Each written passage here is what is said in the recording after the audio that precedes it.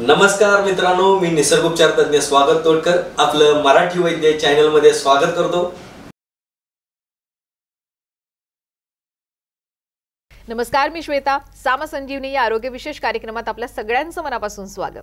पावसाळ्याचा काळ आहे, अर्थात वातावरणात मोठ्या प्रमाणात बदल होताना आपल्याला पाहायला मिळतात आणि पावसाळा आला की आजारपणा सुद्धा तेवढीच वाढतात, हे मात्र नक्की। आणि आता निरोगी आयुष्य राहावं यासाठी म्हणून अनेक जण निसर्गोपचार आणि आयुर्वेद याकडे वळताना आपल्याला पाहायला मिळतात। हेच निसर्गोपचार म्हणजे काय आणि आयुर्वेद म्हणजे नेमकं काय आहे यांचं महत्त्व हेच आपण आजच्या या भागामध्ये जाणून घेणार आहोत। आणि याविषयी चर्चा करण्यासाठी आपल्यासोबत पुन्हा एकदा आलेले आहे निसर्गोपचार तज्ञ आणि तोडकर संजीवनी निसर्गोपचार केंद्राचे संचालक श्री स्वागत तोडकरजी। सगळ्यात आधी आपण त्यांचं कार्यक्रमात स्वागत करणार आहोत। नमस्कार सर। नमस्कार। खूप खूप स्वागत आहे आपलं। आपण चर्चेला सुरुवात करण्याआधी मी सरांची ओळख आपल्याला करून देऊ इच्छिते। तोडकर संजीवनी निसर्गोपचार केंद्र म्हणलं की डोळ्यासमोर येतात ते नैसर्गिक इलाज, निसर्गोपचार, आयुर्वेद हे आपल्या भारतात आहेत, पण जणू काही आपण हे विसरून गेलोय की काय। आणि या सगळ्याचीच आठवण करून देण्याचं काम तोडकर संजीवनी हे अगदी अहोरात्र मेहनत करत असतं। फक्त महाराष्ट्रातच नाही तर महाराष्ट्राच्या बाहेर सुद्धा देशात अगदी सर्वत्र निसर्गाचा, निसर्गोपचाराचा, आयुर्वेदाचा प्रसार आणि प्रचार करण्याचं काम तोडकर संजीवनी यांच्या माध्यमातून होताना आपल्याला पाहायला मिळतं। चला तर मग आपण थेट चर्चेला सुरुवात करणार आहोत। सगळ्यात पहिला प्रश्न अर्थातच माझ्यासारख्या अनेकांना पडलेला आहे, तो म्हणजे एकतर निसर्गोपचार आणि आयुर्वेद म्हणजे काय आणि या दोन्ही गोष्टी वेगळ्या आहेत की एकच आहेत? निसर्गोपचार वेगळा आहे, आयुर्वेद वेगळा आहे। खूप लोकांचा गैरसमज कसा आहे की निसर्गोपचार म्हणजे आयुर्वेद आणि आयुर्वेद म्हणजे निसर्गोपचार। तर निसर्गोपचार हा पारंपरिक पद्धतीमध्ये येतो आणि आयुर्वेद कसं असतं की आयुर्वेद पण खूप जुना आहे, पण थोड्या प्रोसेस येतात त्याला। म्हणजे एखादं आयुर्वेदिक औषध जरी तयार करायचं म्हटलं तर प्रोसेस आहे ज्या पद्धतीनं, त्या पद्धतीनं निसर्गोपचार म्हटलं की डायरेक्ट झाडाचं पान घेऊन खाणं निसर्गोपचार झाला, पण त्या पानामध्ये अजून 4 काही प्रकार मिळवून ते घोटून देणं हा आयुर्वेद झाला। अच्छा। हां, मग हे गैरसमज नसावेत। निसर्गोपचार वेगळा आहे, आयुर्वेद वेगळा आहे, पण दोन्ही तसं बघायला गेलं म्हणजे एका आईची 2 मुलं म्हणायला हरकत नाही, निसर्गोपचार आणि आयुर्वेद। आयुर्वेद हा कसा की खूप ऋषीमुनींनी हे केलेला आहे आणि निसर्गोपचार हा वैद्य लोकांनी तयार केलेला आहे। वैद्य म्हणायचे पूर्वीच्या काळी वैद्य असायचे। मग वैद्य काय करायचे की हे अशी झाडाची पानं, म्हणजे आमच्या लहानपणी सुद्धा मी बघितलेलं होतं आमच्या गावी की एखाद्याला साप वगैरे चावला, सर्पदंश झाला तर त्याला मंदिरात नेऊन बसवायचं आणि झाडाचं पानं खायला द्यायचे। ते पान खाल्ल्यानंतर लगेच त्यांचं विष उतरून जायचं, निघून जायचं। असंच मग विंचू चावलेला असू दे किंवा उंदीर चावल्यानंतर घरच्या घरी जे केले जातात आणि हे बऱ्यापैकी प्रथमोपचारांमध्ये येतात। आपल्याला रोग होऊ नये म्हणून प्रयत्न करणे किंवा रोग होऊ नये यासाठी घेतलेली काळजी ही निसर्गोपचार आणि झाल्यानंतर त्याचे उपचार करणे म्हणजे हा आयुर्वेद झाला। आयुर्वेदाला कोणत्याही प्रकारचा साईड इफेक्ट नाही। आयुर्वेद हा आपल्या भारत देशाचा आहे। जगाला आयुर्वेदाची ओळख भारत देशाने करून दिली। हा भारत तसं बघायला गेलं तर बऱ्याच ग्रंथांमध्ये, बऱ्याच ठिकाणी, बऱ्याच पुस्तकांमध्ये असं लिहिलेलं आहे की आयुर्वेदाचा जनक म्हणून भारताला ओळखलं जातं, भारत देशाला आपल्या ओळखलं जातं। तर आयुर्वेद हा खूप श्रेष्ठ आहे। म्हणजे आपण तसं बघायला गेलं तर कोविडमध्ये बघितलेलं आहे की हाच नमस्कार ओके आहे ना, जगानं मान्य केला। हातात हात घातल्यानंतर काय गंमत होते हे सगळ्यांना कळून चुकलं आणि शेवटी काड्याखुड्यानीच आज आपल्याला वाचवलेला आहे। हा आयुर्वेद झाला। आणि निसर्गोपचार म्हटलात तर खरोखर निसर्गा इतका ताकद आणि निसर्गा इतकी देणगी कुणीही देऊ शकत नाही। आज आयुर्वेद जरी असला तर निसर्गोपचाराच्या पुढची स्टेज म्हणजे आयुर्वेद आहे। निसर्गोपचार म्हटलं तर निसर्गात अशा काही वनस्पती आहेत, आज आपण बघतो की बरेच लोक यूट्यूबवरती पण बघत असतील किंवा बऱ्याच लोकांना माहिती असते, पण त्याचं कसं आहे की क्युरियोसिटी कदाचित नसेल किंवा कदाचित निसर्गाकडून मोफत फुकट मिळतंय म्हणून सुद्धा कोणाला काही त्याचं महत्त्व नसेल कदाचित। पण निसर्गा इतकी ताकद कशातच नाही आहे। निसर्ग खूप चांगला आहे, निसर्गाला खूप महत्त्वाचं आहे आणि मानवी आरोग्य जर चांगलं ठेवायचं असेल तर निसर्गोपचाराला पर्याय नाही। निसर्ग जसा नेहमी तरुण राहतो, बघा की दरवर्षी त्याच्यात जे बदल घडतात त्या पद्धतीनं आपणही समजा आता तुम्ही म्हटलात की पावसाळा आला, पावसाळ्यानंतर हिवाळा येणार, हिवाळ्यानंतर उन्हाळा येणार आणि आपण नशीबवान आहोत, भारतीय सगळे नशीबवान आहोत की आपल्याला तिन्ही ऋतू बघायला मिळतात। बऱ्याच देशांमध्ये हे नाहीच आहेत, म्हणजे फक्त भारत देश आपण तसा आपण नशीबवान आहोत। तर त्या पद्धतीने नैसर्गिक जीवन जर आपण जगलो म्हणजे निसर्गोपचार करणे किंवा रोग होऊ नये म्हणून काळजी घेणं किंवा किंबहुना आपण हे पण म्हणू शकतो की नैसर्गिक जीवन जर आपण जगलो तर आपल्याला 100 वर्षे निरोगी आयुष्य मिळू शकतं, ह्यात तीळ मात्र शंका नाही. आणि खऱ्या अर्थाने बरोबर निरोगी आयुष्यासाठी निसर्गामध्ये जाणं गरजेचं हाच आहे. एकमेव पर्याय खरं तर माणसाकडे उरलेला आहे. आता या मानवी जीवनात निसर्गोपचाराचं नेमकं महत्व काय आहे तुम्ही सांगू शकाल? हो, खूप निसर्गोपचाराचं म्हणजे कसं आहे की कुठल्याही गोष्टीला आज काय झालंय, प्रत्येक गोष्टीला माणसाला दवाखाना आठवायला लागलेला आहे. हे बघा, दवाखाने काय वाईट आहेत असं नाही, चांगले आहेत. मग आणि पॅथीही सगळ्या चांगल्याच आहेत. पण माझं वैयक्तिक मत काय आहे की आपल्या भारत देशाचं जर आयुर्वेद आहे तर आपण भारतीयांनी त्याला का घेऊ नये आणि काय करू नये. आणि महत्त्वाचं, सगळ्यात महत्त्वाचं काय की आपल्याला कोणत्याही प्रकारचे साईड इफेक्ट नसणारे इलाज किंवा साईड इफेक्ट नसणारे जे आज आयुर्वेदातले सुद्धा म्हटलं तरी औषधं म्हटलं जर काय झालं तर कोणत्याही प्रकारचे साईड इफेक्ट नाही. तो जरी कसं असते काही बघा, शेवटी आपण जास्त अन्न घेतल्यानंतर भुकेपेक्षा जास्त जेवल्यानंतर अपचन होऊ शकतं. हा निसर्गोपचाराचं एक आपण उदाहरण म्हणू शकतो की गरजेपुरतं घेतलं तर निसर्गासारखं मोठं कोण नाही बघा. आणि निसर्गा इतकी ताकद दुसरं कशातही नाही. निसर्गोपचाराबद्दल जर बोलायचं झालं, महत्त्व जर सांगायचं झालं निसर्गाचं, निसर्गोपचारांचं, तर खूप महत्त्व सांगू शकतो. आज आपण जेवण करतो हे सुद्धा नैसर्गिक आहे, निसर्ग निर्मित आहे. दवाखाना छोट्या छोट्या गोष्टींना आठवतो ना आपल्याला, तर हे कुठेतरी कमी करू शकतो. आपल्याला रोग होऊ नये म्हणून प्रयत्न करत राहा. आणि हे मेंदू हा शरीराचा मालक आहे. मेंदूमध्ये जे तुमचे विचार असणार ते सगळं तुमचं त्या शरीरावर काम करत असतात. आता पावसाळ्याचे दिवस आहेत, रस्त्यात जर पाण्याचा खड्डा दिसला तर मेंदू आपल्या शरीराला आपल्या आदेश काय देतो, वरून ऑर्डर काय देणार की बाबा एक तर उडी मारून जा किंवा बाजून जा. छोटा असेल तर उडी मारून जावं किंवा मोठा असेल तर बाजूनं जा, हे आपल्याला मेंदू सांगत असतो. म्हणजे मेंदूचं ऐकणारं शरीर आहे. आणि मेंदूमध्ये जर समजा तुमच्या जर आजारांचेच विचार असतील, सारखं मला काय झालं तर मला काय झालं, 100% काही ना काहीतरी होत राहतं. मग हे आजार वाढत जातात. हे जर समजा तुम्ही नैसर्गिक विचार केला, निसर्गाकडे बघून जर तुम्ही जगायला लागलात तर तुम्हाला निसर्गाचं महत्त्व समजेल. खरंच नैसर्गिक आयुष्य म्हणजे काय. मी काही उदाहरणं देईन, तुम्हाला पटून जातील. साध्या साध्या गोष्टीतून आपण निसर्गाकडे बघितल्यानंतर लक्षात येईल की बघा की कावळा काळा आहे, हो, त्यानं कधी कुठल्या मेडिकलमध्ये जाऊन मला गोरं होण्यासाठी एखादी क्रीम द्या, गोळी द्या म्हटलं आहे का? त्यानं ॲज इट इज एक्सेप्ट करून घेतलं आहे. कारण त्यालाही माहिती आहे की शेवटी कितीही काळा असलो आणि कितीही काही जरी असलो तर शेवटी पिंडाला कावळाच लागतो. तो स्वतःच्यात बदल करून घेत नाही. बघा आपल्याला कसं आहे की डोक्यामध्ये जे विचार आहेत ना हे कमी केले नैसर्गिकरित्या. जर समजा आपण झोप घ्यायला लागलो, बरीच लोक औषधं घेतात झोपेसाठी, तर झोपेसाठी नैसर्गिकरित्या तुम्हाला झोप कशी लागेल. आज नैसर्गिक मृत्यू राहिलाय किती हा पण विचार करा. तर ही नैसर्गिक मृत्यू यावं प्रत्येकाला असं मला वाटते. प्रत्येकानं निसर्गोपचार करावा आणि निसर्गामध्ये जी ताकद आहे, जी किमया आहे, आज वेगवेगळ्या वनस्पती जर तशा बघायला गेल्या तर खूप आहेत. मी मगाशी सांगितलं की आपण यूट्यूबवरती बघत असाल, बऱ्याच लोकांना माहिती असतं की चमत्कारिक वनस्पती आपल्या ह्या भारत देशामध्ये आहेत. काही वनस्पती अशा आहेत, आता काटेशिंगी म्हणून एक आमच्या इकडं गगनबावडा साईडला ते क्वचित अगदी भेटतं. रोप आम्हाला म्हणजे क्वचितच एखादं झाड भेटतं, सोडा खूप फिरावं लागतं. तर ते जर काटेशिंगी म्हणून जे झाड आहे, तर हे जर बघितलं, त्याचं पान घेतलात तुम्ही आणि आपल्या जखमेवरती ओढलात तर जखम जसं ओढल तसं ते बरी होते. ते म्हणजे इतकी त्याच्यामध्ये ताकद आहे.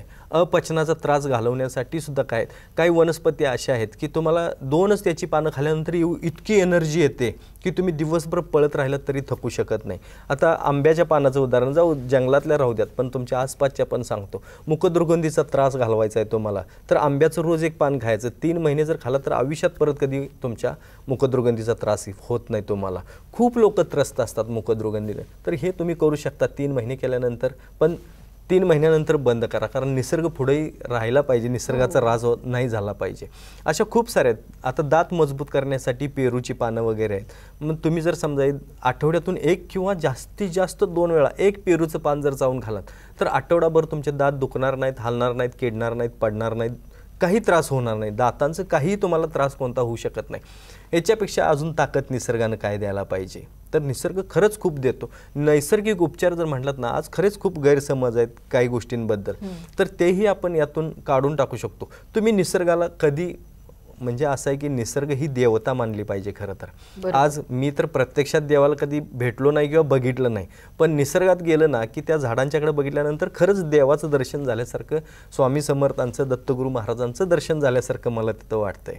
कारण हे मग ज्या वनस्पती आहेत ना जे ऑक्सिजन आपल्याला देतात, आता इतकी लोक आहेत आज आपल्याकडे, नाही म्हटलात तरी बघा की जाऊ दे आपल्या खूप लोकसंख्या आहे, महाराष्ट्राची जरी लोकसंख्या पकडली तर एवढ्या सगळ्यांना विकत ऑक्सिजन घ्यायचा असता तर किती खर्च आला असता प्रत्येकी, हा विचार करा. आणि आज तो सगळा ऑक्सिजन आपल्याला कोणत्याही प्रकारचं मूल्य, त्याला कोणत्याही प्रकारचं काही मोजायला लागत नाही. पण विनंती करेन की तुम्ही निसर्ग वाचवा, निसर्ग जगवा, तर तुम्हाला पुढे ऑक्सिजन मिळेल. आणि ऑक्सिजन आपल्याला फ्री ऑफ कॉस्ट आहे, मग त्याचं महत्त्व आपल्याला समजायला पाहिजे. हे बघा की निसर्ग प्रत्येकाला जीवन देतोय. ऑक्सिजन मिळाला म्हणजे प्रत्येकाला जीवच मिळालेला प्रकार आहे. नाहीतर तुमचं शरीर आहे सगळं आहे, फुफ्फुसं खूप स्ट्रॉंग आहेत, पण ऑक्सिजनच तुमच्या जर समजा ह्या निसर्गात नसेल तर तुम्ही घेणार कुठून. म्हणून निसर्गाचं महत्त्व जाणा. निसर्ग इतका दुसरा महत्त्वाचं मला जगात कोणी वाटत नाही. आणि हीच निसर्गाची जी किमया आहे आज प्रत्येक सामान्य व्यक्तीपर्यंत पोहोचवण्याचं काम हे स्वतः स्वागत तोडकरजी करतात. तोडकर संजीवनी केंद्राच्या माध्यमातून हे केलं जातं. आणि याच तोडकर संजीवनी केंद्रामध्ये उपचारासाठी आलेल्या, निसर्गोपचारासाठी आलेल्या रुग्णांचं एक मनोगत आपण ऐकणार आहोत. मी 2 महिन्यापासून ह्या पायाच्या वेदनेपासून खूप त्रास होता मला. अक्षरशः मला उठायला बसताना मला सपोर्ट लागायचा आणि मला एवढा त्रास होत होता ना की मी अनेक उपचार केले पण तेवढ्यापुरतेच. पण जेव्हा माझ्या जावयाने मला बघितलं तर त्यांनी आपल्या आईला इथे घेऊन आले होते. त्यांच्या आईला फरक पडला. नंतर ते म्हणाले आपणही जाऊया. पण माझं नशीब चांगलं की मला आज सरांची भेट झाली. आणि सरांची भेट झाल्याच्या नंतर माझी जी ट्रीटमेंट झाली, एक 15 मिनिटात मी अक्षरशः, सगळेजण खूप म्हणायचे की इथे आल्यावर खूप छान बरं वाटतं, खूप फ्रीली होतं. मला ते जाणवायचं होतं आणि अक्षरशः खरंच मी जाणवलं. आणि मला इतकं आता मोकळं आणि इतकं छान वाटतंय की मी अक्षरशः स्वतः उठू शकते, स्वतः चालू शकते आणि स्वतः बसू शकते. जे मला मांडी घालता पण येत नव्हतं ते मला आता मांडी घालता पण येतं. आणि अक्षरशः मी आता असं वाटतंय मला अर्धा तास तरी मी चालत जाईन, इतकी मला ताकद आली आहे. आणि इतर लोकांना सांगायचं म्हणजे तर खरंच स्वागतांकडे यावं आणि ते त्याचा अनुभव घ्यावा. अक्षरशः जिवंत अनुभव आहे आणि मी तो अनुभवलेला आहे. ते म्हणतात ना स्वतः जगायला शिका, स्वतःवर प्रेम करायला शिका, ते हे आहे. आपण स्वतःवर केलं ना तर आपण जगाला सांगू शकतो. हे खरं त्यांचं वाक्य अक्षरशः खूप छान आहे. निसर्गोपचार आणि आयुर्वेद याविषयी आणखीन सुद्धा आपण चर्चा करणारच आहोत. पण वेळ झाली एका छोट्याशा ब्रेकची. कुठेही जाऊ नका, पाहत रहा सामसंजीवनी. ब्रेकनंतर सामसंजीवनीमध्ये पुन्हा एकदा आपल्या सगळ्यांचं मनापासून स्वागत. आज आपण निसर्गोपचार आणि आयुर्वेद याविषयी चर्चा करतोय. निसर्गोपचार तज्ज्ञ अशी स्वागत तोडकर जी आपल्याला मार्गदर्शन करतायत. आपण पुन्हा एकदा चर्चेला सुरुवात करणारच आहोत. सर, आत्ताच आपण ब्रेकवर जाण्याच्या आधी तुमच्या केंद्रामध्ये आलेल्या रुग्णांचा अनुभव पाहिला. खरंच ते पाहून खूप मन आनंदित झालं, भारावून गेलो. तर खरंच या निसर्गोपचाराबद्दल आणखी उत्सुकता माझी वाढलेली आहे. तर हे निसर्गोपचार शिकायचे असतील तर कशा पद्धतीने शिकता येतील? काही त्याचं शिक्षण काही गरजेचं असतं का? पहिली गोष्ट आहे ते तुम्हाला निसर्गावरती भरोसा ठेवणं गरजेचं आहे. आणि शिक्षण म्हणलात तर ह्यातले बरेच आता सरकारसुद्धा कसं आहे, गव्हर्नमेंटसुद्धा बरेच आता निसर्गोपचार कॉलेजेस आता तयार व्हायल्यात. माझं तर वैयक्तिक मत असं आहे की आपल्या शिक्षण जे आता सध्याचं जे शिक्षण पद्धती आहे ह्यात खरोखर निसर्गोपचार कुठेतरी आपण ॲड केला पाहिजे असं मला वाटतं. कारण घरगुती उपाय जर माहिती असतील आणि आपल्या शरीराची योग्य माहिती जर समजा प्रत्येकाला माहिती असेल तर गैरसमज बरेच दूर होऊ शकतात. कारण हे प्रत्येकाला ह्या निसर्गोपचाराच्या शिक्षणाची गरज आहेच आहे आणि यात काही शंका नाही. कारण दरवेळेस समजा कसं आहे की डॉक्टर्स सगळीकडे अवेलेबल असतील असं ठीक नाही आहे. शहरात एक ठीक आहे, पण खेडोपाडी काय करणार आपण? खेडोपाडी तर खूपच अडचण येतात. आता आजही माझं गाव जर तसं विचार केला तर माझ्या गावामध्ये सुद्धा एकदम डोंगरी भाग आहे एकदम. आणि तिकडं डॉक्टरांचं खरंच खूप म्हणजे येणंसुद्धा खरंच खूप मुश्किल असतं. काय आमच्या गावातले डॉक्टरसुद्धा आहेत 1-2 मुलं, पण तीसुद्धा कसं आहे की गावात छोटं गाव असल्यामुळे तिथं काही करताच येत नाही त्यांना. त्यामुळे ते सुद्धा शहरी भागात वगैरे जातात, काय करतात.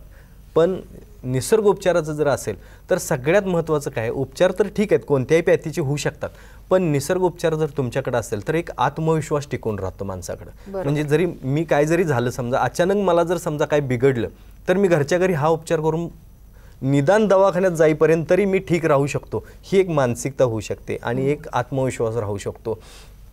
आज रोगापेक्षा भीती जास्त वाढली आणि माझं वैयक्तिक मत असं आहे की भीतीच हा सगळ्यात मोठा आजार आहे. तर ही भीती घालवायची असेल आणि जर समजा प्रत्येकाला आत्मविश्वास जर द्यायचाच असेल तर निसर्गोपचार खरंच खूप गरजेचा आहे. कारण प्रत्येकाला माहिती आहे की निसर्गाची ताकद पाऊस कुणीही पाडू शकत नाही, फक्त निसर्गच करू शकतो.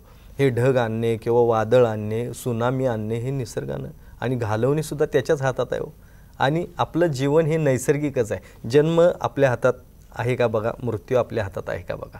कधी कोणाची वेळ येईल काही सांगू शकत नाही. कधी म्हणजे कसं असतं की ते ठरलेल्या गोष्टी असतात आणि हे नैसर्गिक आहे. त्या पद्धतीनं आपलं जीवनमान सुद्धा नैसर्गिक असावं. आणि हे शिक्षण घेण्यासाठी आपल्याला कुठल्याही पद्धतीचं बंधन नाही किंवा काही नाही. कोणत्याही वयात आपण हे शिकू शकतो, फक्त त्याला आवड पाहिजे. आवड निर्माण असेल तर आमच्या इथं सुद्धा बरेच लोक येतात, म्हणजे अनुभव घेण्यासाठी, शिक्षणासाठी. खूप लोक अशी पण आहेत महाराष्ट्रामध्ये आपल्या की आम्हाला सुद्धा त्यांच्याकडून शिकता येतात.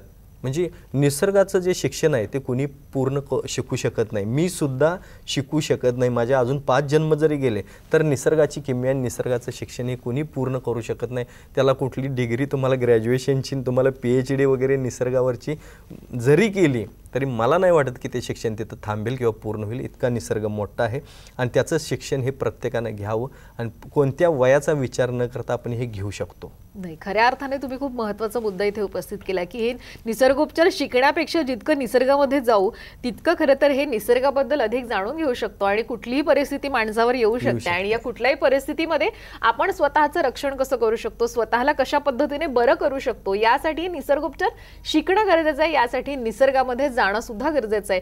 आणि याशिवाय तोडकर संजीवनी या केंद्रामध्ये सुद्धा अशाच पद्धतीने निसर्गोपचार हे होत असतात.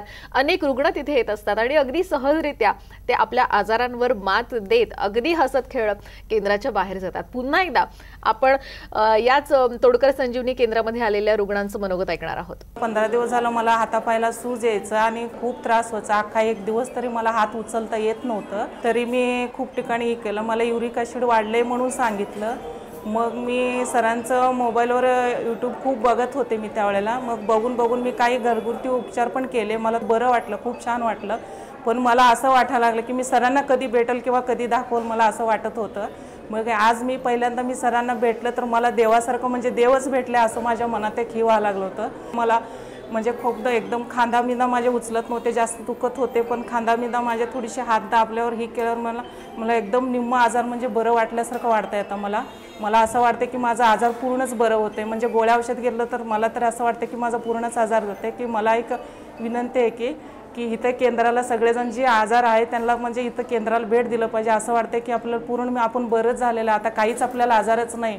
तरी मी घरगुती सरांचं बघून मी आवळा खाते. तर मला पित्ताचा खूप त्रास होतो पहिलं, तरी मी आवळा हे यूज केले खाण्यामध्ये. आवळा म्हणा, बीट म्हणा, याच्यामुळं ना मला चक्कर पण यायचं. ते बीट हे खाण्यामुळं पण मला थोडंसं कमी झालं. तर आवळा खाल्ल्यामुळं ना मला पित्ताचा त्रास पण थोडंसं कमी झालं. पण सर्दी झाल्यानं मी तोंडात पाणी घेऊन सरांचं ऐकले होते मी की तोंडात पाणी गच्च धरून गुळ करायचं म्हणून सांगितलं. ती पण केल्यानंतर एकदम मला बरं वाटायचं.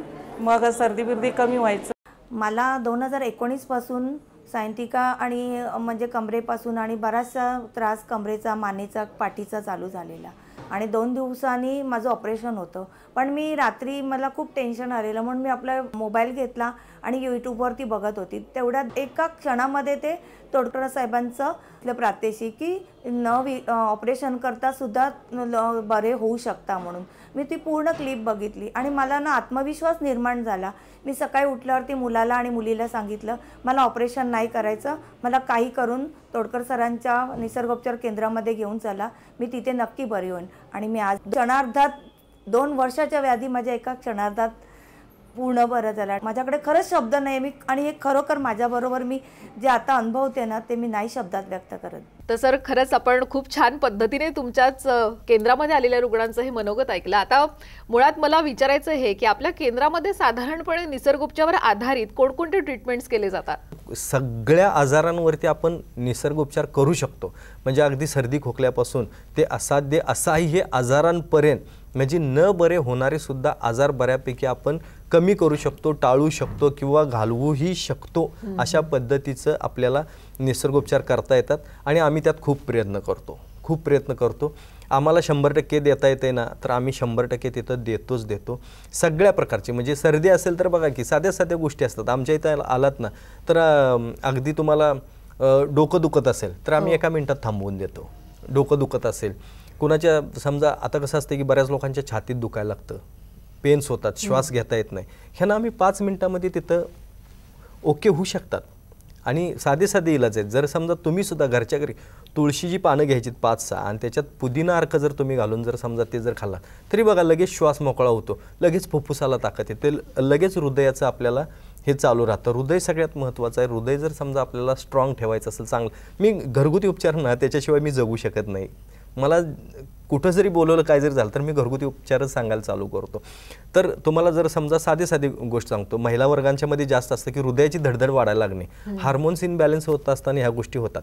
यांनी जर सकाळी 1 फुलपात्र भरून आणि संध्याकाळी 1 फुलपात्र भरून जर गाजराचा रस जर पिले 21 दिवस तर धडधड कमी होते, बंद होऊन जातं, व्यवस्थित चालते. म्हणजे धडधड जी नियमानं पाहिजे तेवढीच चालते. समजा अजून जर कोणाला काय जर त्रास असतील तर तुम्ही आपल्याला पूजेला केवडा वापरतो त्या केवड्याचा एक तुकडा घ्यायचा, गुलाबाच्या पाकळ्या घ्यायच्या आणि त्याच्यात बेदाणे मनुके आपले साधे हे जर समजा तुम्ही पाण्यात एक साधारण तांब्याभर पाण्यामध्ये जर हे जर टाकलात, हे उकळवायचं, रात्रभर झाकून ठेवायचं, सकाळी उठल्यानंतर हे गाळून घ्यायचं. म्हणजे त्यातला केवडा आणि गुलाबाच्या पाकळ्या फक्त काढून टाकायच्या, ते पाणी पिलात आणि ते मनुके खालात तर हृदयाची ताकद एवढी छान वाढते ना की तुम्हाला कोणत्याही प्रकारचे म्हणजे हृदयाची तक्रारी राहतच नाहीत. हे तुम्ही फक्त 7 दिवस, जास्तीत जास्त ज्यांना खूपच त्रास आहे त्यांनी 21 दिवस करायचं बस, बाकी तुम्हाला काही करायची गरज लागत नाही. असे खूप सारे इलाज आहेत हृदयासाठी वगैरे, तर हे पण आपण करू शकता. म्हणून म्हटलं ना की निसर्गोपचार खरंच खूप गरजेचा आहे. मी तो अनुभवतोय म्हणून मी इतकं बोलू शकतोय, सांगू शकतोय. मला कोणत्याही गोष्टीवरती सांगितलं ना मी राहू शकत नाही. तर असं आहे, त्या पद्धतीनंच आपल्याला हे जे आहे ते करणं खरंच खूप गरजेचं आहे. आणि त्यानुसार तुम्हाला जर सांगायचं झालं तर निसर्ग खरंच खूप मोठा आहे. आणि खऱ्या अर्थाने हेच निसर्गोपचार तुम्हाला सुद्धा अनुभवायचे असतील तर नक्कीच तुम्ही तोडकर संजीवनी या निसर्गोपचार केंद्राला नक्कीच भेट द्या. पुणे, कोल्हापूर आणि वाशी या 3ही भागांमध्ये ही केंद्र आहेत जिथे स्वतः श्री स्वागत तोडकर यांची तुम्ही भेट सुद्धा घेऊ शकता आणि तुमच्या विविध आजारांवर सुद्धा निसर्गोपचार करू शकता. खरंच सर खूप छान पद्धतीने तुम्ही मार्गदर्शन केलं, इथे आलात त्याबद्दल खरंच तुमचे मनापासून धन्यवाद. थँक्यू.